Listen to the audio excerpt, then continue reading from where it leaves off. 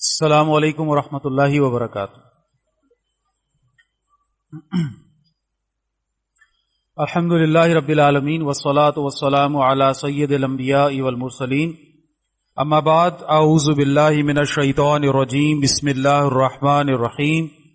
یا ایھا الذین آمنوا قوا انفسکم واہلیکم نارا وقودها الناس والحجارہ علیہا ملائکۃ غلاظ شداد لا یعصون اللہ ما امرهم ویفعلون ما یؤمرون۔ صدق اللہ العظیم۔ رب اشرح لی صدری ویسر لی امری واحلل عقدۃ من لسانی یفقهوا قولی۔ رب یسر ولا تعسر وتمم بالخیر، رب اغفر وارحم وانت خیر الراحمین، آمین یا رب العالمین۔ پچھلے جمعے ہم نے ایک موضوع پر بات کرنے کا آغاز کیا تھا کہ موجودہ حالات جو اس وقت بالخصوص بین الاقوامی حالات اور فلسطین کے تنازع، فلسطین اسرائیل جنگ کے تناظر میں جو ایک مسلمان اس وقت بے چین ہے، پریشان ہے، مضطرب ہے، تو کیا کرے کا جواب ہم ڈھونڈنا چاہ رہے ہیں، اور اس کے حوالے سے کچھ نہ کچھ چیزیں ہیں کہ جو بہرحال قرآن اور حدیث سے رہنمائی لیتے ہوئے ان حالات میں کیا کیا کیا جا سکتا ہے، ائمہ ہمارے علماء بھی اس حوالے سے ہماری رہنمائی فرما رہے ہیں، اور کچھ نہ کچھ باتیں رکھی جا رہی ہیں، کچھ نہ کچھ اضطراب جو ہے اس کے اظہار کا جو ہے وہ کچھ نہ کچھ طریقہ، کچھ نہ کچھ انداز بہرحال جو کرنا ہی ہے اختیار کیا بھی جا رہا ہے۔ اس میں ایک پہلو یہ تھا کہ اب میرے اپنے گھر میں کیا ہو، میرے گھر والوں کا معاملہ کیا ہو، آگے آنے والے حالات جو مستقبل ہمیں نظر آ رہا ہے اور جو بہت قریب نظر آ رہا ہے، بہت دور نہیں ہے۔ آج سے 10 سال پہلے جس شے کو ہم وہ مستقبل سمجھتے تھے جو 100 سال کے بعد آتا تھا، آپ یقین کریں وہ آ گیا 10 سال کے اندر۔ وہ انسان کی ترقی ہو سائنس اور ٹیکنالوجی کے میدان میں، یا وہ بربادی ہو اخلاق کے میدان میں، دونوں انداز میں بات کر لیجئے، وہ قیامت بڑی تیزی سے قریب آ رہی ہے، وہ پیشین گوئیاں پوری ہو رہی ہیں۔ نبی اکرم صلی اللہ علیہ وسلم نے جو اپنی امت کے سامنے بلکہ پوری انسانوں کے سامنے رکھی، بہت تیزی کے ساتھ پوری ہو رہی ہیں۔ دجالیت کھل کر ہمارے سامنے اس وقت موجود ہے، اور بہت قریب ایسا نظر آ رہا ہے کہ وہ دجال جس کا رسول کرم صلی اللہ علیہ وسلم نے احادیث میں تذکرہ فرمایا، جس سے خبردار کیا، اور ایک حدیث کے مطابق ہر نبی، ہر پیغمبر نے اپنی امت کو اسے ڈرایا، وہ بہت قریب ہے اس کا نکلنا، بہت قریب، واللہ عالم۔ پھر وہ عالمی جنگ جس کا حدیث میں تذکرہ ہے، اور صرف رسول اکرم صلی اللہ علیہ وسلم ہی کی تعلیمات نہیں بلکہ اس سے پہلے بھی اگر پچھلے مذاہب کی بات کریں تو اس میں بھی اس قیامت سے پہلے اس بڑی عالمی جنگ، بڑا ایک تباہی کا وہ جو منظر ہے، وہ منظر کشی ہے کہ جو ہمیں نظر آتی ہے، اور تقریباً ہی تمام مذاہب کے پیروکار اپنے اپنے حساب سے اس بڑی جنگ کے حوالے سے اپنا عقیدہ رکھتے ہیں، انتظار میں ہیں، ہر کوئی اپنے مسیحا کے انتظار میں ہے، ہر کوئی اپنے اس لیڈر کے انتظار میں ہے۔ بہرحال جی یہ بہت ایک لمبا چوڑا ٹاپک ہے۔ اس وقت جو ہماری بات، پریکٹیکل بات، عملی بات، میں کیا کروں، اس حوالے سے کچھ گزارشات آپ کے سامنے رکھی، اور اسی میں سے ایک پہلو یہ ہے کہ بھائی اپنے گھر والوں کو تیار کریں۔ اب یہ ڈو اینڈ ڈائی والا وقت آ گیا، بھائی ناؤ اور نیور والا وقت آ گیا۔ اب یہ خواب غفلت میں رہنے کا وقت نہیں ہے، اب یہ سونے کا وقت نہیں ہے، اب یہ انتظار کا وقت نہیں ہے۔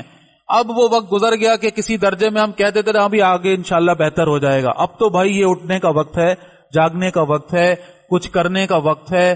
اب بھی اگر ہم اپنے غفلتوں میں یا اپنی زندگی کے امور میں مگن رہے تو بہرحال یہ ہے کہ میں نے آپ کے سامنے پچھلی دفعہ کچھ آیتیں رکھی تھیں، میں تیزی کے ساتھ بس کو لنک کرنے کے لیے دہرا رہا ہوں۔ آیت تو ابھی بھی میں نے آپ کے سامنے سورہ تحریم کی چھٹی پڑھی ہے کہ جس میں اللہ رب العزت فرما رہے ہیں، ایمان والو بچاؤ اپنے آپ کو اور اپنے گھر والوں کو جہنم کی آگ سے، کہ جس کا ایندھن انسان اور پتھر ہیں، اور جن پر بڑے سخت خو تند مزاج وہ فرشتے مقرر ہیں جو اللہ تعالیٰ کے حکم کو بجا لاتے ہیں، اور کسی عمل میں بھی اللہ کی نافرمانی، کسی حکم میں بھی اللہ کی نافرمانی نہیں کرتے۔ باقی یہ اپنی دنیا میں مست مگن رہنے میں فیملی لائف کا ایک بہت بڑا حصہ ہے، جس کو میں نے آپ کے سامنے قرآن کی آیات کے ضمن میں رکھا تھا۔ وہ 2-3 مقامات جیسے کہ سورہ انشقاق ہے یا سورہ قیامہ ہے یا سورہ طور ہے، جن کا حاصل یہ تھا کہ آج اس فیملی لائف کے مزے اور مستی میں مصروف غفلت میں پڑے ہوئے افراد کل پچھتا رہے ہوں گے، حسرت میں ہوں گے، اور اپنی اس مستی یا اس مسروریت کے اوپر رو رہے ہوں گے، لیکن اس وقت کوئی فائدہ ان کو نہیں ہوگا۔ اس کے مقابلے میں وہ حضرات کہ جو آج اس دور میں اللہ کے ساتھ اپنی وابستگی اس انداز میں لے کر چل رہے ہیں کہ اپنی فیملی کو، اپنے گھر والوں کو، اپنے بچوں کو الائن کر رہے ہیں، ترتیب میں لا رہے ہیں اور ان کو احساس دلا رہے ہیں، جیسے کہ سورہ طور اور وہ مقام میں نے رکھا نا کہ جب جنتیوں سے پوچھا گیا کہ بھائی کیا کیا تم نے، تو سادہ سا جواب ہے، اپنے گھر والوں میں ڈرتے رہتے تھے۔ بھائی اللہ کا ڈر، اللہ کا خوف ہم پر طاری رہتا تھا جس وقت ہم اپنے گھر میں، اپنی فیملی میں، اپنے بچوں میں ہوتے تھے۔ تو یہ آیات ہمیں بتا رہی ہیں۔ پھر سورہ انشقاق کا وہ کہ جب نامہ اعمال مل رہا ہے کامیابی کی سند کے طور پہ تو جا رہا ہے گھر والوں میں مسرور، اور وہ جس کو نامہ اعمال مل رہا ہے ناکامی کی سند کے طور پہ پیٹ کے پیچھے سے اس کے پر تبصرہ آ رہا ہے کہ گھر والوں میں مست تھا، مزے میں تھا، نتیجہ آج بھگت رہا ہے۔ تو یہ سارا میں نے آپ کے سامنے پچھلی دفعہ کی بات کو دہرانے کی کوشش کی ہے، اور یہ بات بھی اپنے ذہن میں تازہ کر لیں۔ قرآن 2 دفعہ کہتا ہے سب سے زیادہ نقصان اٹھانے والے، تمام نقصان اٹھانے والوں میں سب سے زیادہ نقصان اٹھانے والے، خسارے میں رہنے والے، گھاٹے میں رہنے والے کون ہیں؟ جنہوں نے اپنے ساتھ ساتھ اپنے گھر والوں کو بھی نقصان میں ڈالا، نہ خود بچ سکا نہ گھر والوں کو بچا سکا۔ یہ سب سے بڑے نقصان کے اندر رہنے والے، گویا یہ کیفیت ہمارے سامنے آ گئی۔ سورہ زمر میں اور سورہ انعام کی آیات، سورہ شورى کی آیات کے ضمن میں یہ بات ہمارے سامنے آتی ہے۔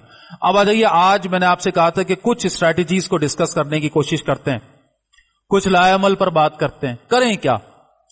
اور پھر ریپیٹ کر رہا ہوں اس بات کو کہ ناؤ اور نیور، اب یہ وہ کیفیت ہے بھائی، اب تو یہ جہاد شروع ہو گیا۔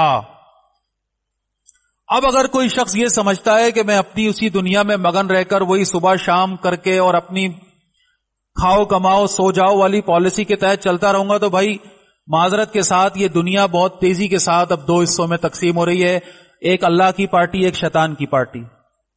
اب نہیں ہے، پہلے بھی نہیں تھی، لیکن اب تو واضح نظر آ رہا ہے، وہاں ایک طرف ہونا پڑے گا بھائی، ایک طرف ہونا پڑے گا۔ اور قرآن ہمارے سامنے یہ بات رکھتا ہے کہ وہ لوگ جو اپنے آپ کو یہ سمجھتے ہیں کہ ہم نیوٹرل ہیں، ہم کسی طرف بھی نہیں ہیں، بھائی ہم نہ اللہ کی طرف ہیں، منہ سے تو نہیں کہہ رہے لیکن اپنے عمل سے نہیں وہ شو کر رہے اس بات کو، اور نہ ہی وہ طاغوت کا بظاہر کوئی ساتھ دے رہے ہیں، تو اللہ تعالیٰ انہیں بھی طاغوت میں شمار فرماتے ہیں، وہ بھی شیاطین کے پیروکار شمار ہوں گے۔ اللہ کا بندہ وہ جو اللہ کی پارٹی میں ہے، اللہ کا بندہ وہ جو اللہ کی مانتا ہے، اللہ کے احکامات پر عمل کرتا ہے، اللہ کے دین کے لیے اس کے اندر سنجیدگی ہے۔ بڑی لاجیکل اور سادہ سی یہ بات ہے۔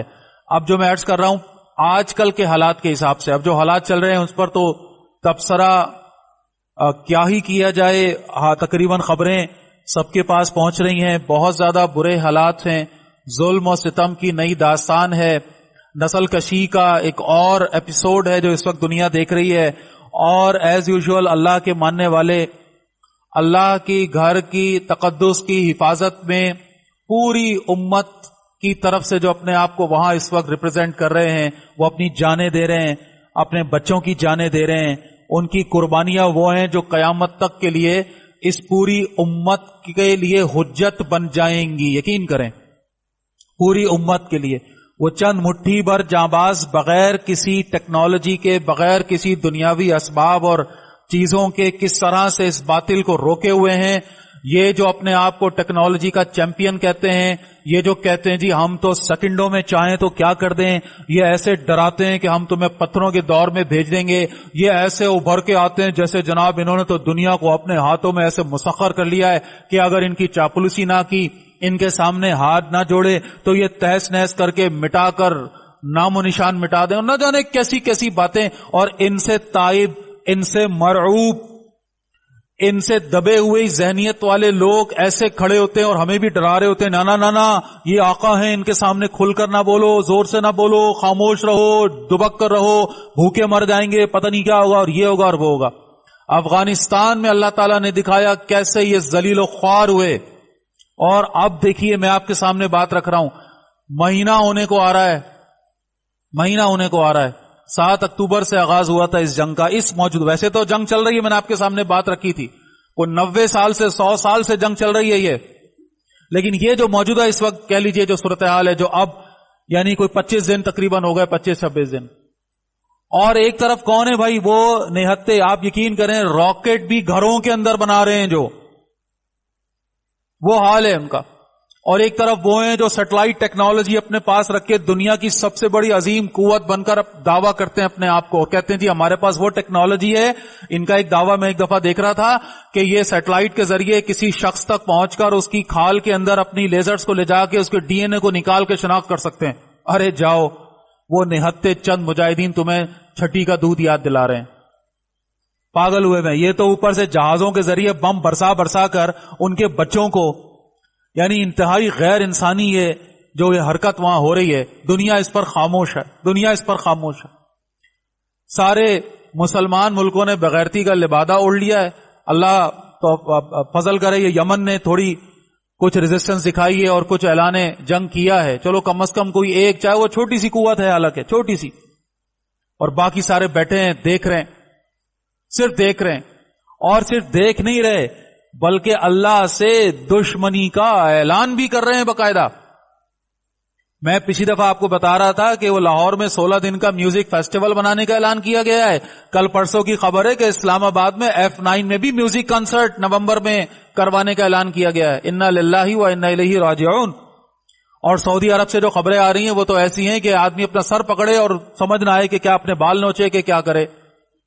جو کچھ یہ ہو رہا ہے پوری دنیا میں اس وقت, پوری دنیا میں, مسلمان ملکوں میں خاص طور پر, ارے بھائی غیر مسلم ملکوں میں زیادہ بڑے احتجاج ہو رہے ہیں. غیر مسلم زیادہ بڑی ریلیاں نکال رہے ہیں اس انسانیت کے خلاف, یہ جو ظلم ہو رہا ہے اس کے حوالے سے.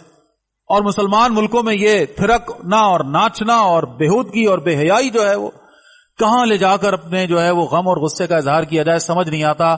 کس عذاب کو ہم دعوت دے رہے ہیں اللہ کے, کیا ہم کس کیفیت میں جا رہے ہیں. بہرحال جی یہ باتیں ساری کیونکہ بہت ساری ہو چکی ہیں, بس اس میں ایک بات جملہ آپ کے سامنے رکھوں اور پھر اس اسٹریٹجی کو ہم 1 by 1 ڈسکس کرنے کی کوشش کریں. دیکھیے اللہ تعالی کے ہاں بے بسی کی معافی ہو سکتی ہے. بے بسی کسی درجے میں ایک انسان کچھ کرنا چاہتا ہے, کر نہیں پا رہا, تو اللہ کا بھی اصول ہے لا یکلف اللہ نفسا الا وسعها. بھئی میں اور آپ اس سارے معاملے میں بے-چین ہیں, بے بس ہیں. بھئی کیا کریں, لیکن کچھ نہیں کر سکتے نا, بے بسی ہے. جو کرنا چاہتے ہیں وہ نہیں کر سکتے. کاش کہ اس ملک کے سپہ سالار کو کوئی یہ دکھائے کہ تم یہ جو بنا کر اپنی یہ طاقتیں بیٹھے ہوئے ہو خدا کے لیے, اور کچھ نہیں تو ان کی بنیاد پر کوئی دھمکی ومکی تو دے ڈالو بھائی, کچھ تو کرو, کوئی بات تو کرو. ان بچوں کے جسموں کے چیتھڑے کیا تمہارے پاس نہیں آ رہے؟ تمہارے پاس وہ ذرائع نہیں ہے؟ تمہارے پاس وہ ایک شخص کیا کھانا کھاتا ہے وہ تک کی خبریں ہیں بھائی. کون کہاں رہتا ہے, صبح کہاں جاتا ہے, کہاں سے آتا ہے, ایک شے تمہیں پتا ہے. تمہیں نہیں پتا چل رہا وہاں جو ظلم ہو رہا ہے اس کے خلاف کوئی بات تو کرو, کسی درجے میں اپنی غیرت تو دکھاؤ, یہ ثابت کرو کہ بھائی تم انسان ہو, جانور نہیں ہو, ثابت تو کرو. بہرحال تو جو بات ہو رہی وہ یہ ہے کہ بے بسی کی تو معافی مل جائے, بے بسی کی تو معافی شاید اللہ کے ہاں, لیکن بے حسی کی معافی نہیں ملے گی. بے حسی کو کیسے کوئی جسٹیفائی کر سکتا ہے بھائی؟ ان حالات میں اپنے اللے تللے چل رہے ہیں, میوزک کنسرٹس چل رہے ہیں, گانے بجانے چل رہے ہیں, بےہودگی بے حیائی چل رہی ہے, حرام خوریاں چل رہی ہیں, رشوتیں چل رہی ہیں. کس بات کو روئیں اب تو سمجھ نہیں آتا. ایک معاملہ چل رہا ہے جی, وہ افغان جو شہری ہیں ان کو یہاں سے بھیجنا ہے, ٹھیک ہے, اس پر بھی ہم نے تبصرہ کیا کہ بھئی یہ قانون کے ضابطے میں جو کام ہو طریقے کے ساتھ ہو, ایک انسانی ضابطے کے ساتھ ہو, ترتیب کے ساتھ ہو, ٹھیک ہے جو ہو رہا ہے. اس میں اب آپ دیکھیے کس لیول پہ کرپشن کا معاملہ ہو رہا ہے.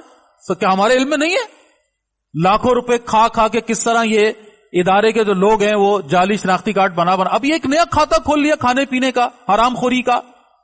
کہاں جا کے سر پھوڑے جناب؟ اس حرام خوری کے اس لیول پر کیا اللہ کی رحمت کی امیدیں لگائیں ہم؟ کیا بات کریں, بس بے بسی ہے. تو میں عرض کر رہا ہوں بے بسی کی کیفیت میں اگر ہم ہیں تو شاید ہماری کوئی خلاصی ہو جائے کل اللہ کے دربار میں موجودہ کیفیات میں. لیکن اگر ہم بے حسی والی زندگی میں اس وقت ہیں, کیسے اللہ کے ہاں کیسے اپنے آپ کو بچا پائیں گے؟ ان حالات سے کوئی شخص ابھی بھی لا تعلق رہ سکتا ہے؟ ابھی بھی اپنی موج مستی میں مگن رہ سکتا ہے؟ کیسے ممکن ہے بھائی, کیسے؟ تو کم از کم بے بسی کی کیفیت میں تو جائیں, بے حسی سے تو کم از کم اوپر آئیں. یہ تو ہم کر سکتے ہیں نا, یہ تو کریں. باقی جب بہرحال بات ہے, پھر میں چاہ رہا تھا کہ ڈائریکٹ آ جاؤں اس پہ, لیکن بہرحال اب یہ گھر والوں کے حوالے سے ہم کیا کریں؟ گھر والوں کے حوالے سے دیکھیے, میں اور آپ اللہ کے ہاں جواب دہ ہیں. اللہ کے نبی صلی اللہ علیہ وسلم نے کئی موقع پہ, جیسے کہ بڑی مشہور معروف الفاظ ہیں حدیث کے, الا کلکم راعین و کلکم مسئول عن رعیتی, جان لو سن لو آگاہ ہو جاؤ کہ تم میں سے ہر شخص نگہبان ہے اور اپنی اپنی رعیت کے بارے میں اس سے سوال ہوگا. ایک باپ سے سوال ہوگا اس کی اولاد کے حوالے سے, ایک ماں سے سوال ہوگا اس کی اولاد کے حوالے سے.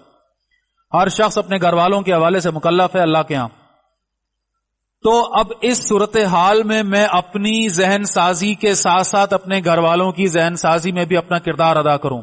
یہ بڑی امپورٹنٹ بات ہے بھائی اس وقت. اگر اس سے ہم غفلت میں رہیں گے خدا نہ خواستہ, تو بہرحال اللہ کے یہاں کل مجرم کے کھٹیرے میں نہ کھڑے کر دیے جائیں. اللہ کے نبی فرماتے ہیں ایک باپ کا اپنی اولاد کے لیے سب سے بہترین تحفہ اچھی تربیت ہے.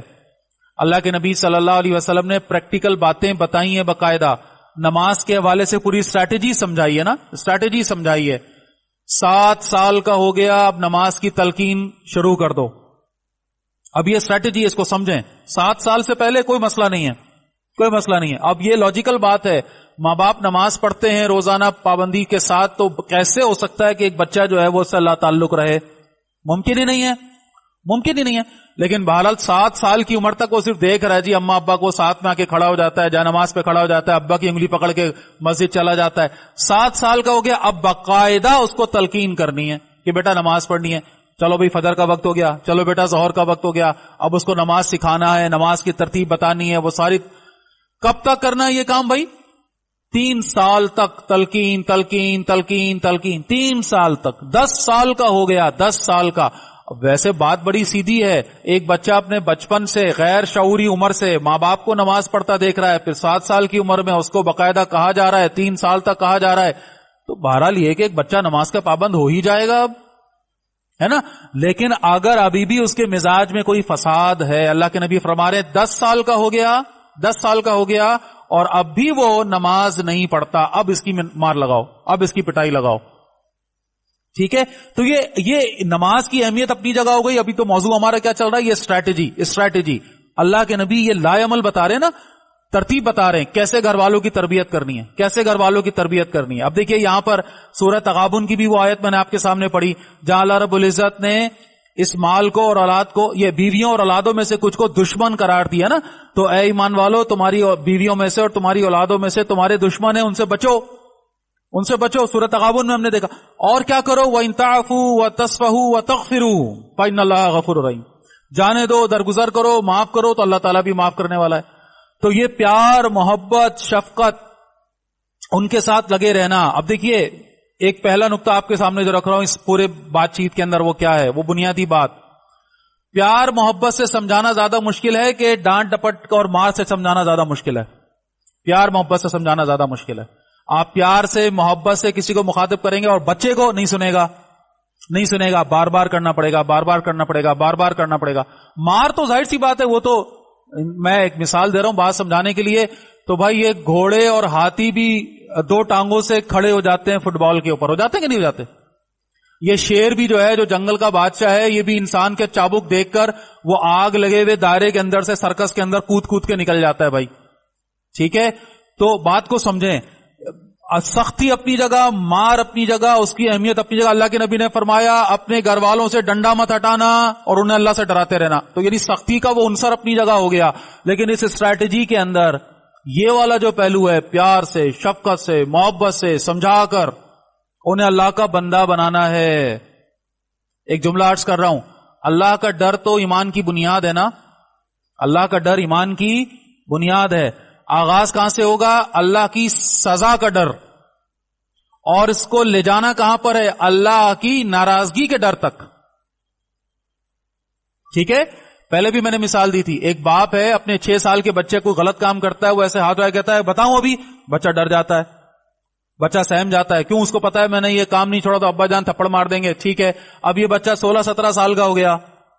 اب ابا کہتے ہیں بتاؤں ابھی, ایسے ہاتھ اٹھا کے, تو بچے نے ڈرنا ہے, بچے نے ڈرنا ہے اس تھپڑ سے. وہ تھپڑ کیا بگاڑے گا اس کا؟ بلکہ ابا اور بوڑھے ہو گئے ہیں, چلو 26-27 سال کا ہو گیا, اب کوئی گڑبڑ کرتا ہے, ابا کہتے ہیں بتاؤں ابھی, ایسے ہاتھ اٹھاتے ہیں. تو اس نے بھی ابا کو دیکھنا ہے کہ ابا کیا بتاؤ گے مجھے آپ. لیکن بھائی بات سمجھیے, یہ بچے ہمارے 26-27 کیا 37-40-50 کیا جناب علی, ہم جانتے ہیں الحمدللہ کہ ہمارے بزرگ باپ والد اگر بڑھاپے میں کانپتے ہوئے ہاتھوں سے بھی ایسے ہاتھ اٹھائیں اور ہم 50 سال کی عمر میں بھی ہوں تو دل کانپ جائے, دل ڈر جائے. کیوں؟ اب اس تھپڑ کا ڈر نہیں ہے, اب ان کی ناراضگی کا ڈر ہے. یہ ہے احترام کا رشتہ. ہم نے اپنے بچوں کا اللہ سے, یہ مثال دینے کا مقصد یہ ہے کہ اس رشتے کے اندر ان کو لے کے جانا ہے, اللہ کی ناراضگی سے ان کو ڈرانا ہے, اللہ کی رضا کا طالب بنانا ہے, اللہ سے محبت کروانا ہے نا ان کو. تو یہ کام مار پیٹ کے ذریعے نہیں ہوگا بھائی. مار پیٹ کتنی کرنی ہے؟ اسٹریٹجی اللہ کے نبی نے بتا دی. 7 سال کی عمر میں تلقین, 3 سال تک تلقین, پھر اس کے بعد مار کی اجازت. اب یہ میں نہیں کہہ رہا کہ اب 3 سال ہر معاملے میں انتظار کیا جائے گا, بات کو سمجھیں. یہ ہے نرمی اور سختی کا امتزاج. اتنی نرمی پیار محبت کے بعد بھی کام نہیں بن رہا تو اب سختی کرو, اب سختی کرو. ٹھیک ہے؟ تو جو اس میں بنیادی بات ہم سمجھ رہے ہیں وہ یہ ہے کہ گھر والوں کے ساتھ الائنمنٹ ہو, ذہنی طور پر پیار محبت شفقت کا اعتماد کا رشتہ ہو, ان کا اعتماد جیتیں. انہیں بنیادی بات تو یہ ہے. اب اگلی بات پہ آ جائیں, اگلی اہم ترین بات پہ آ جائیں. گھر والوں کو سکھانے کے لیے درس و تدریس سے کام نہیں چلتا بھائی. میں آپ سے کہوں کہ جناب روزانہ صبح فجر کے بعد ایک رکوع کی ترجمہ پڑھ کے ان کو سنا دیں, ظہر کے بعد جو ہے وہ ایک حدیث سنا دیں, عصر کے بعد ایک سیرت کا واقعہ سنا دیں, عشاء کے بعد جو ہے فلاں ایک واقعہ, ایک فلاں بزرگ کا قصہ سنا دیں, اتنے کلمے. یہ سارے کام افیکٹو کب ہوں گے؟ جب وہ گھر والے مجھ پر اعتماد کر کے میرے ساتھ ایک رشتے میں, ایک تعلق میں بندھے ہوئے ہوں گے. اور یہ کب ہوگا بھائی؟ یہ جب ہوگا جب میں اپنی شخصیت کو ان کے سامنے عملی انداز میں رکھوں گا. گھر والے وہ نہیں سیکھتے جو ہم کہتے ہیں, گھر والے وہ سیکھتے ہیں جو ہم کرتے ہیں. دہرانے کی ضرورت ہے, دوہرا دیتا ہوں. گھر والے وہ نہیں سیکھتے جو ہم کہتے ہیں, گھر والے وہ سیکھتے ہیں جو ہم کرتے ہیں. ایک ماں جو کپڑے پہنتی ہے اس کی بیٹیاں وہی انداز اختیار کریں گی. ایک باپ اگر مسجد کے اندر اس کا دل لگا ہوا ہے ایک حدیث کے مفہوم کے مطابق, تو لازماً اس کی اولاد کا دل بھی کہاں آ جائے گا؟ مسجد میں. لیکن اگر باپ جو ہے, والد ہیں, والدہ ہیں, ان کے دل کہیں اور ہیں, ان کی پریورٹیز کچھ اور ہیں, ان کے رنگ ڈھنگ کچھ اور ہیں. سادہ سی مثال ہے, موبائل نے آج جس طرح ہم کو گھیرا ہوا ہے, آکٹوپس کی طرح یہ ہمارا دماغ اس نے اپنے شکنجے میں جکڑا ہوا ہے اور اب پاگل ہوئے ہیں اس کے پیچھے. بچہ آتا ہے یا بچی آتی ہے چھوٹی, آ کر کہتی ہے ابو جی بات سنیں, ابو جی کے ہاتھ میں موبائل ہے, ابو جی کہتے ہیں بیٹا اما سے کہو جا کے جاؤ. وہ بچہ جاتا ہے اما کے پاس, اما جی بات سنیں, اما جی اپنا موبائل لے کر بیٹھی, ہاں بیٹا اپنے باپ سے کہا کرو بھائی, یہ سارے مسئلے وہاں جا کر بتایا کرو. تو بچے کو ہم نے میسج یہ دے دیا کہ تجھ سے زیادہ اہم کیا ہے؟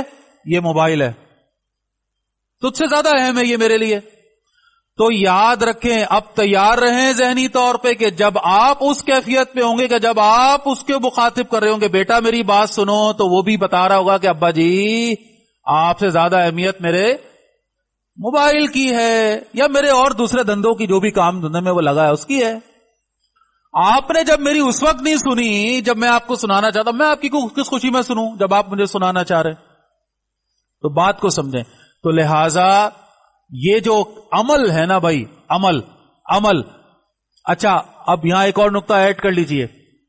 خود عمل کرنا ہو تو محنت کم کرنی پڑتی ہے, اور اگر عمل کروانا ہو تو کئی گنا. میں سادہ سی مثال دیتا ہوں. فجر کی جماعت کتنے بجے ہو رہی تھی یہاں پہ؟ 6:05 پہ ہو رہی ہے. ٹھیک ہے. اچھا جی, مجھے اگر یہاں میں محلے میں رہتا ہوں, چلے مثال لیتا ہوں جی, یہ 3 4 5 گھر چھوڑ کے میں رہتا ہوں اگر مثال کے طور پہ, اور 6:05 کی جماعت ہے, 2 سنت آ کر مجھے یہاں پڑھنی ہے, فرض کریں, چلے وضو بھی یہیں آ کر کرنا ہے, یہ بھی مثال لگا لیں, تو میں گھر سے کتنے بجے میرے خیال ہے 5:45 نکل جاؤں, کافی ہے. 5:45 نکلا, 5 منٹ میں یہاں پہنچا, 5 منٹ میں وضو کیا, 5 منٹ میں 2 سنت ہو گئی, چلو جی آرام سے ریلیکس ہو کے اگلی سب بھی مل ہی جائے گی تقریباً, ہے نا. ایسے ہی ہے نا. 5:45 یہاں آنے کے لیے کتنے بجے اٹھوں بھائی؟ 10 منٹ پہلے بھی اٹھ جاؤں, 15 منٹ پہلے اٹھ جاؤں, کافی ہے بھائی. ٹھیک ہے. اچھا اب ذرا بتائیے کہ بچوں کو بھی اٹھانا ہے فجر میں, بچوں کو بھی اٹھانا ہے, تو کیا خیال ہے یہ 5:30 بجے کا الارم کافی رہے گا؟ 5:45 بجے کا الارم کافی رہے گا؟ سوال ہی پیدا نہیں ہوتا. اچھا, اور بچہ ہے کون سا بچہ ہے؟ یہ 14 سال سے 21 سال کی عمر والا, جس کو ٹین ایج کہتے ہیں, خاص طور پہ. او بھائی ان کی نیندیں توڑ کے تو دکھاؤ نا ذرا. اپنا وقت بھول گئے اس عمر میں جب سوتے تھے گھوڑے گدے بیچ کر, کہ آ کر پہاڑ بھی یہاں پہ رکھ دے سر پہ تو اٹھنے کا نام نہیں لیتے تھے. اپنا وقت بھول گئے. اپنی بچے کو تانا اٹھ ہی رہے ہو تم, او بھائی وہ مشکل سے اٹھے گا. یہ اس کی عمر کا تقاضا ہے, لہذا اس کو اٹھانے کے لیے تو بھائی اور 15 منٹ کا مارجن رکھو. 5:30 خود اٹھتے تھے, تو اب 5:15 کا الارم اس لیے لگاؤ کہ 15 منٹ اس کام میں لگانے ہیں. اس کو اٹھانا ہے بھائی, اس کو اٹھانا ہے, اور پیار سے اٹھانا ہے. اس کو یہ احساس دلانا ہے کہ تیرا اللہ, تیرا مالک, تیرا آقا, تیرا رب جو اس وقت بلا رہا ہے, اور بیٹا تیرا اس وقت کا یہ سونا تیری دنیا اور جہان کا سب سے بڑے نقصان کا جو ہے وہ پیش خیمہ ہے. اس کا خمیازہ تو زندگی بھر, اس کا احساس اس کو دلانا ہے نا وقت کے ساتھ ساتھ. تو یہ ایسا تو نہیں ہوگا کہ چیخ کر, پکار کر, مار کر, تھپڑ مار, چل بھائی چل کھڑا ہو جا. وہ بھی کہا کہ کیا مصیبت ہے, وہ بھی انتظار کرے گا ابا لڑکے اس دنیا سے تو میری بھی جان چھوٹے یار. نہیں, اس کو اس احساس کے ساتھ, حکمت کے ساتھ, یہ ترتیب کے ساتھ, اور وہ پھسلے گا, وہ بدکے گا, وہ بھاگے گا, اس کے ساتھ لگنا ہے, اس کی بات سننا ہے. تو لہذا ایفرٹ زیادہ کرنی پڑے گی, میں چاہتا ہوں میرا بچہ روزانہ 1 پارہ کی تلاوت کرے بھائی, میں یہ چاہتا ہوں, تو مجھے کتنی کرنی پڑیں گی؟ ہے نا بھائی, بات سمجھ میں آ رہی ہے؟ میں تو قرآن کو کھول کے نہ دیکھوں, اور بچے کو سب پتا ہے, یہ نہ سمجھے کہ بچے جو ہے وہ ہم سے ناواقف ہے. ایک بات پتا ہے انہیں, ہمارے جسٹس تک پتا ہے انہیں, وہ کاپی کرتے ہیں. ان کو اچھی طرح پتا ہے کہ ابا غصے میں کیا کرتے ہیں, کس کیفیت میں, وہ اسی چیز کو وہ اپنا رہا ہوتا ہے, دیکھ رہا ہوتا ہے, جان رہا ہوتا ہے. ابا کون سی نماز پڑھتے ہیں, کون سی نہیں پڑھتے, کتنی تیزی سے پڑھتے ہیں, کتنا لب ہلاتے ہیں, کتنی رکعتوں میں ڈنڈیاں مارتے ہیں, سنتیں پڑھتے ہی نہیں پڑھتے ہیں, سب پتا ہے بھائی اسے. اب اس کو یہ نہ بتائیے گا کہ بیٹا یہ جو نوافل ہیں ان کو پڑھنے کا بڑا ثواب ہے, اندر اس نے منہ سے بولنا ہی نہیں بولنا, اندر کہنا ابا جان آپ کیوں نہیں پڑھتے, پھر آپ کیوں نہیں پڑھتے؟ بیٹا جھوٹ بولنا بڑی بری بات ہے, اس کو سارا یاد آ جائے گا ابا نے کب کہاں میری اماں سے اور اپنی اماں سے جھوٹ بولے میرے سامنے کھڑے ہو کے. خود تو لگے ہوئے یہ کام سارے کرنے میں. بیٹا اخلاق بڑی چیز ہے, اچھا ابا کل تو آپ گالیاں بک رہے تھے کھڑے ہوئے, کل تو آپ فلاں کے ساتھ لڑ رہے تھے, برا بلا کہہ رہے تھے. بیٹا غیبت کرنا تو بہت غلط ہے, اللہ فرماتا ہے مردار بھائی کا. اچھا یہ کل پرسوں ترسوں روزانہ آپ کیا کرتے بھائی گھر کے اندر؟ یہ دونوں بیٹھ جاتے ہیں, اماں ابا بیٹھ کے پورے خاندان والوں کی غیبت بچہ سن رہا ہوتا ہے. سمجھے بچے کو پتہ نہیں چل رہا, وہ بچہ زیادہ سن رہا ہوتا ہے اس وقت. تو اس بچے کو سب پتا ہے اس کی چچا کتنے بڑے فسادی ہیں, اس کی دادی کتنی بڑی فسادن ہے, اس کی خالہ کے اندر برائیاں, اس کی پھپھو کی, سب پتا ہے اس کو. کس نے بتائی ہیں؟ یہ اماں ابا نے بیٹھ کر آپس میں ڈسکشن کی ہے نا بھائی, سب پتا ہے اس کو. پھر آپ اس سے ایکسپیکٹ کر رہے بڑوں کی عزت کرے گا, اس کی ساری باریکیوں سے نکال کر پورے خاندان والوں کی برائیاں اس کے سامنے بچپن سے کرتے آ رہے ہیں. آپ کہہ رہے جی بڑوں کی عزت کرو, کہاں سے کرے گا عزت؟ اور پھر اس میں شامل کر لیجیے بڑی اہم بات, گھر والوں کی تربیت کی بات کر رہے ہیں, اور شوہر اور بیوی اگر آپس میں لگے ہوئے ہیں جنگ جدال میں, بات نہیں بنے گی بھائی. سارے اپنے اختلافات اٹھا کر ایک طرف کر دیجئے. میرے حساب سے تو یہ پہلا نقطہ شاید یہی بنے گا اس ساری بات کا بھائی. اگر شوہر اور بیوی آپس میں دینی بنیادوں پر ایک دوسرے سے منسلک نہیں ہے, دینی بنیادوں پر سمجھیے گا بات کو, یہ افسانوی بنیادوں پر نہیں, یہ ڈرامائی بنیادوں پر نہیں جو ہمارے سامنے یہ ڈراموں اور فلموں کے ذریعے ایک عجیب تصور لا کے رکھا ہے. وہ عزت احترام ایک دوسرے کے ساتھ, وہ کیفیات, وہ ایثار کی کیفیات, یہ شوہر اور بیوی کا وہ تعلق، ایک دوسرے کو سکون دینے کا جو ٹھیکہ اللہ نے دیا ہے ان کو. قرآن پڑھتے ہیں نا ہم، کیا فرمایا اللہ نے؟ ایک بیوی ہے اپنے شوہر کے لیے جائے سکون. شوہر پوری دنیا کے اندر گھومتا گھامتا تھکتا تھکتا بیوی کے پاس پہنچے، سکون مل جائے اس کو، نفسیاتی طور پہ، جسمانی طور پر، روحانی طور پر، ہر لحاظ. بالکل اسی طرح ایک شوہر بھی وہ سایہ ہے اپنی بیوی کے لیے کہ دنیا بھر کے ساری پریشانیاں اس کے نیچے آئیں تو ختم ہو جائیں ساری، اور اس کو اطمینان ہوگا یہ ہے نا میرا شوہر، میں کیوں کس بات پر پریشان ہو رہی ہوں. ایسا مضبوط سایہ ایک شوہر اپنی بیوی کے لیے ہو. یہ تعلق ہو، دینی بنیادوں پر ہو، دین کو اپنی بنیاد بنایا ہوا ہو، اللہ کو بیچ میں، تقوی کو بیچ میں ڈالا ہو. جیسے کہ وہ نکاح کے موقع پہ آیات اللہ کے نبی صلی اللہ علیہ وسلم تلاوت فرمایا کرتے تھے، سارا تقوی تقوی تقوی. اب کہیں جا کر یہ بنیاد بنے گی گھر والوں کی تربیت، بنیاد.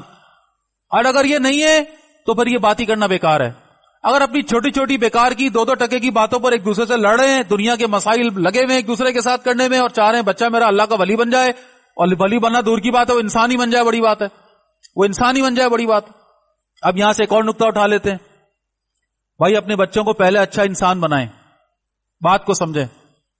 اچھا انسان بنائیں گے تو اچھا مسلمان بنے گا نا.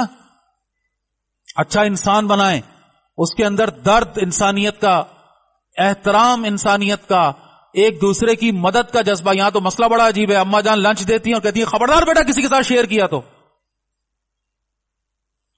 اب دیکھیے مسائل یہ ہیں کہ یہ بچے جب ان چیزوں کو اپنے ماں باپ سے لیتے ہیں تو اس سے وہ پوری زندگی کی اپنی اسٹریٹجی طے کر رہے ہوتے ہیں. لہذا یہاں بچے کو اس طرح سے ہم نے پالنا ہے کہ اس کی تربیت انہی الفاظ روزمرہ کے معاملات سے کرنی ہے.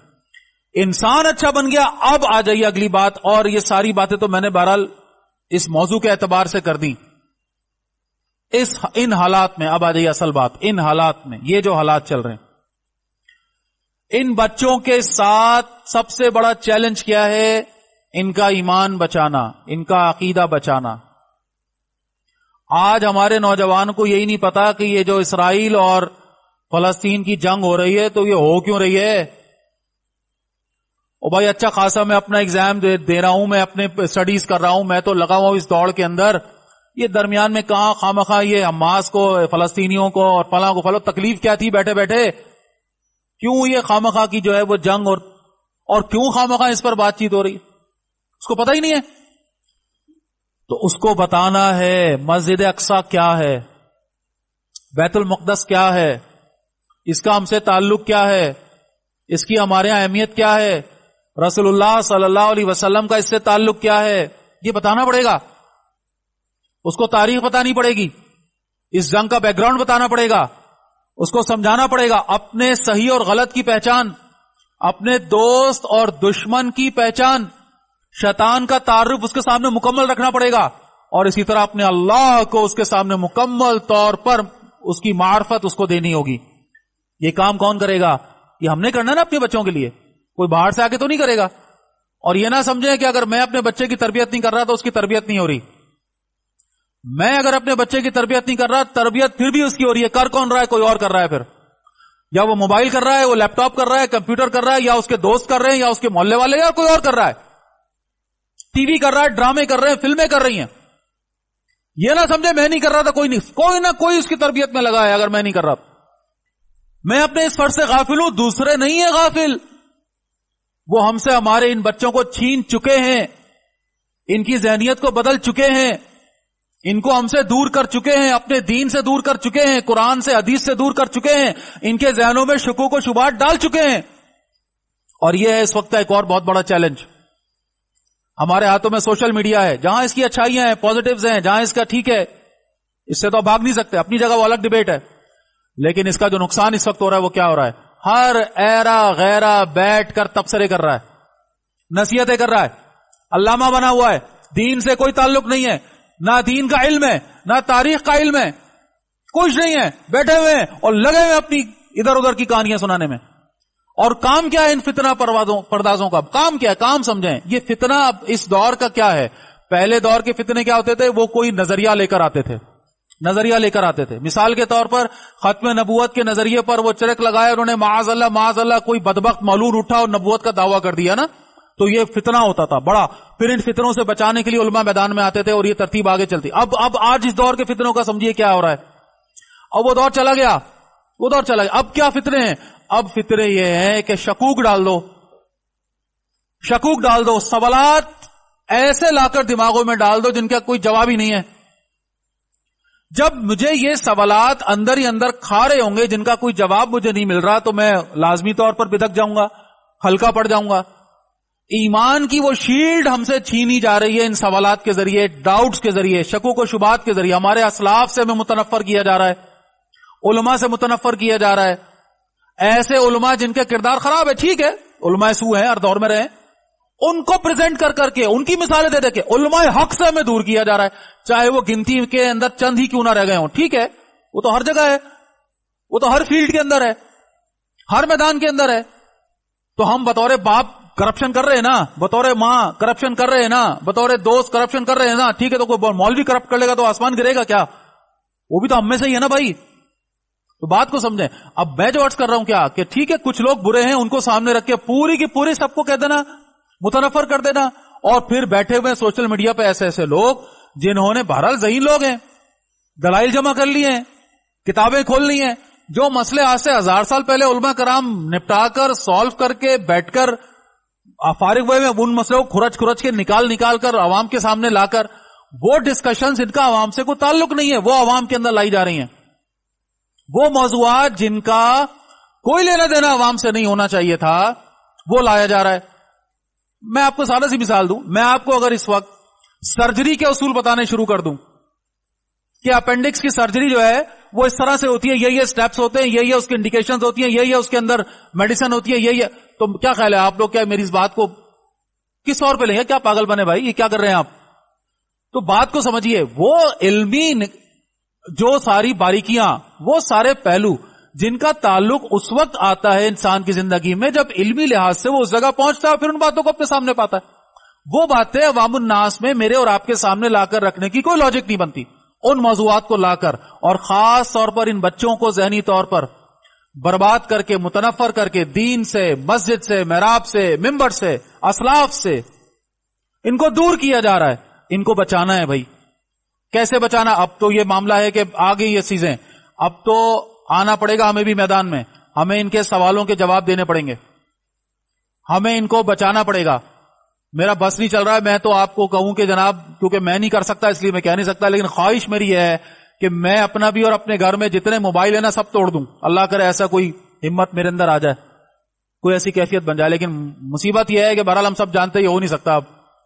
اب تو دین کا کام بھی اسی میں ہو رہا ہے, سب کچھ اسی میں ہو رہا ہے بہرحال. تو کہنے کا مطلب یہ ہے کہ یہ اس سے جتنا کم سے کم تعلق بن سکے بنائے بھائی. ان کو بچائیں, ان کے لباس پہ غور کریں, ان کے حلیوں پہ غور کریں, ان کی باتوں پہ غور کریں, ان کی گیدرنگز دیکھیں, ان کے دوستوں سے جا کے ملاقات کریں, کس سے مل رہے ہیں, کس کے ساتھ اپنا وقت گزار رہے ہیں. ایک دوست کا نام اور اس کا بیک گراؤنڈ مجھے پتا ہونا چاہیے جن کے ساتھ میرا بچہ جا کر ملتا ہے, یا یہ کہ اس کی ماں کو پتا ہونا چاہیے, چھوٹے بچے اگر ہیں تو پتا ہونا چاہیے کس کے ساتھ مل رہا ہے, کہاں جا رہا ہے, کن کے ساتھ اٹھ رہا بیٹھ رہا ہے, کن اداروں میں جا رہا ہے, کن لوگوں کے ساتھ وقت گزار رہا ہے. ایک باپ کو نہیں پتا, کیسی غفلت ہے یہ. اس کے لیے محنت کرنی پڑے گی, عمل اپنا اور اپنی نالج, یہ ساری چیزیں محنت کے ساتھ ان بچوں کے ساتھ الائن کرتے ہوئے آگے بڑھنا پڑے گا, تب کہیں جا کر ان کو ہم بچا پائیں گے. اپنا علم تو خود بخود بڑھانا ہی پڑے گا نا بھائی. علم اور عمل اپنا ہوگا تو ہی تو ان بچوں کو سکھا پاؤں گا نا. لہٰذا اس میں محنت کی ضرورت ہے, بہت زیادہ محنت کی ضرورت ہے. باقی اب آ جائیے اگلے سٹیپ پہ جو باتیں بار بار آ رہی ہیں, وہ کیا ہیں کہ وہ سارے جو درس و تدریس کے معاملات اس کے بعد افیکٹو ہوں گے. پہلے یہ سارا کچھ ہو جائے, یہ بنیاد بن جائے, یہ بنیاد بن جائے. بلکہ ایک مثال کہیں میں دے رہا تھا, چلیں بھی 2-3 منٹ ہے تو میں وہ آپ کے سامنے رکھوں. ایک مطلب اصلی بات نہیں ہے, یہ سمجھانے کے لیے ایک جگہ پر وہ سیمینار میں انہوں نے اس طرح انداز اختیار کیا. کہتے ہیں کہ ایک لڑکے نے اپنی ماں کو یہ کہا کہ تم تو بڑی فسادی اور چور عورت ہو, تم سے بڑا ہی فتنہ کوئی دنیا میں نہیں ہے. لوگ ایک دم جو ہے وہ اس کو لان تان کرنے لگے, یار تجھے شرم نہیں آتی, تجھے شرم نہیں آتی, اپنی ماں کو تم ایسے کہہ رہے ہو, یار شرم کرو. اس نے کہا نہیں میرے پاس دلیل ہے, میں نے اپنے باپ کو یہ کہتے ہوئے سنا ہے, میرا باپ غلط تو نہیں کہے گا نا. بات سمجھ آ رہی جو سمجھانا چاہ رہا ہوں؟ اس کو الٹا کر لیں، کوئی بچہ یا بچی اپنے باپ کو یہ الفاظ کہے اور دلیل میں کہے کہ میری ماں کو میں نہیں کہتے ہوئے سنا، تو میری ماں غلط تو نہیں کہے گی؟ تو اپنے بچوں کو تو ہم ہی بتا رہے نا ہم کتنے گڑبڑ والے لوگ، سارے ان کے سامنے جھگڑے اور اپنے نپٹا رہے ہیں نا بھائی. تو یہ وہ پہلو اس انداز میں کہ گھر کے اندر ماحول سازگار بنائیں، ماحول سازگار بنائیں.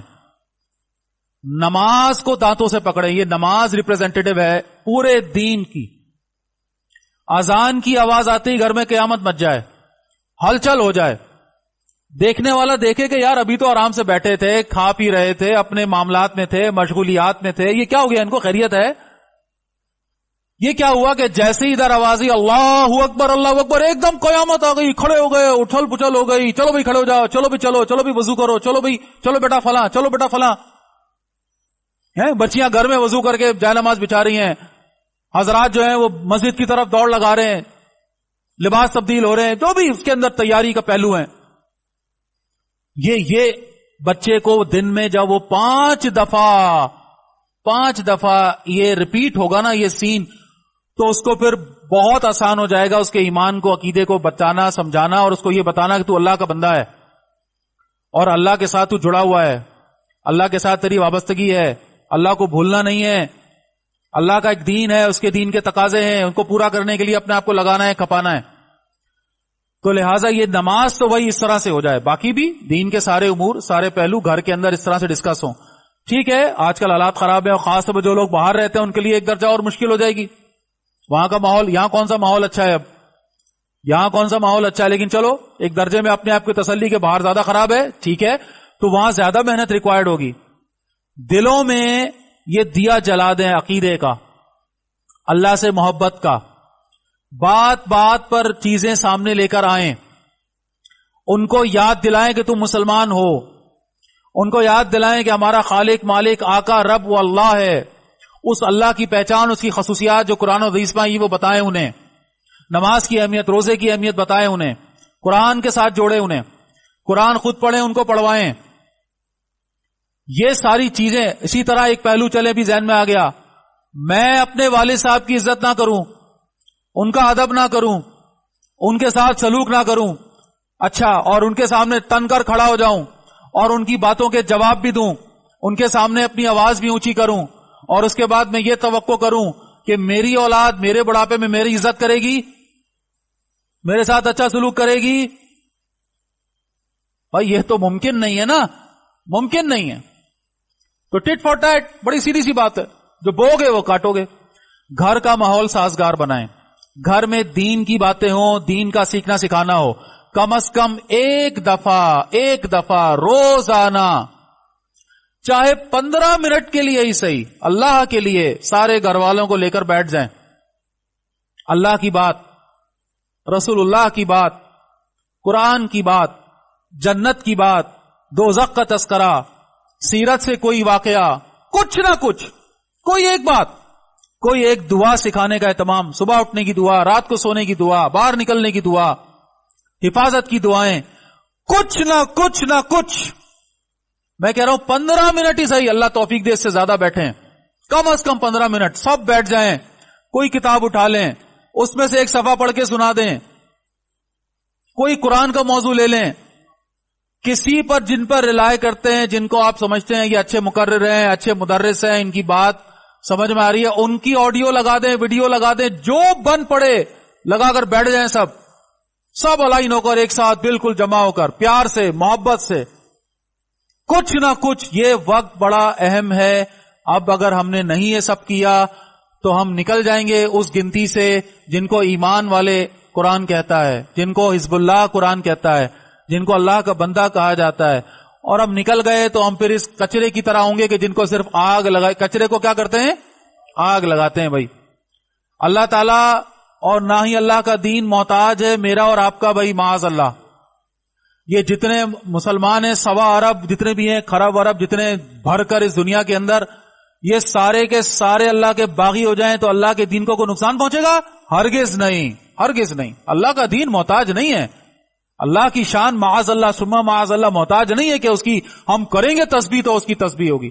اللہ جس کو چاہے گا لے آئے گا. اللہ جس قوم کو چاہے گا اپنا کلمہ عطا فرما دے گا. آج جو ہمیں دشمن نظر آ رہے ہیں مثالیں موجود ہیں, تاریخ سے اٹھا لیجئے. مسلمانوں کے اوپر سب سے پہلا عذاب اس دنیا کے اندر ان کی جو خلافت کا ترتیب چل رہی تھی کن کے ہاتھوں آیا؟ تاتاریوں کے ہاتھوں آیا نا.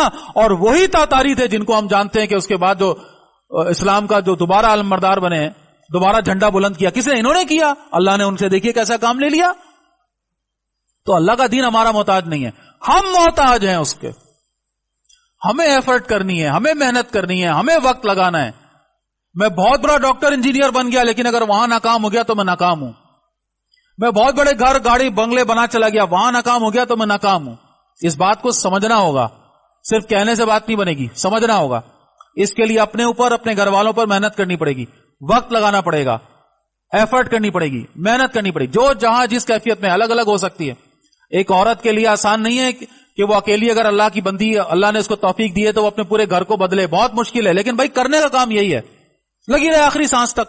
مکلف نہیں ہے وہ, مکلف ہے محنت کی.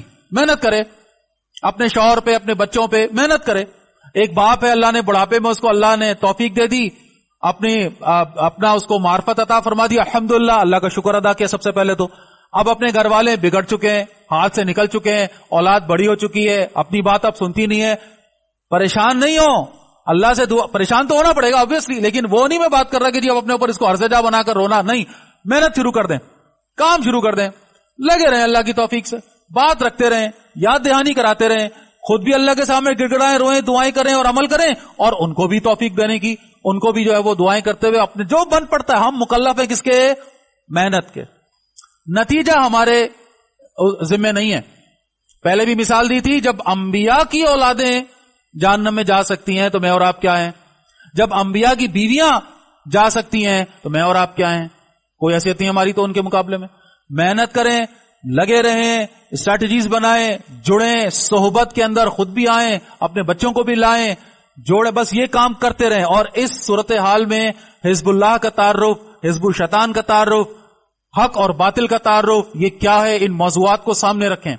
جان دینے کے لیے تیار کریں. بہت وقت قریب ہے, میں بتا رہا ہوں آپ کو, بہت قریب ہے وہ وقت, بہت دور نہیں ہے جب اللہ کی خاطر جینے والوں کے گلے کٹ رہے ہوں گے, جب مسجدوں میں آنے پر پابندیاں لگ رہی ہوں گی. اللہ نہ کرے استغفر اللہ کہ یہ وقت ہم دیکھیں, لیکن جو حالات بتا رہے ہیں بہت قریب ہے. اس وقت یہ بچے ہمارے اگر آسانی کے ساتھ اس باطل کی قوت کا شکار بن گئے اور نکل گئے تو ہم تو کہیں کے نہ رہے بھائی. ان کو اس وقت کے لیے تیار کریں, ان کے اندر ایمان کا پودا ایسا مضبوط والا گاڑیں کہ ان کو باطل پوری قوت لگا کر بھی اکھاڑ نہ سکے. اللہ مجھے اور آپ کو اس کی توفیق عطا فرمائے.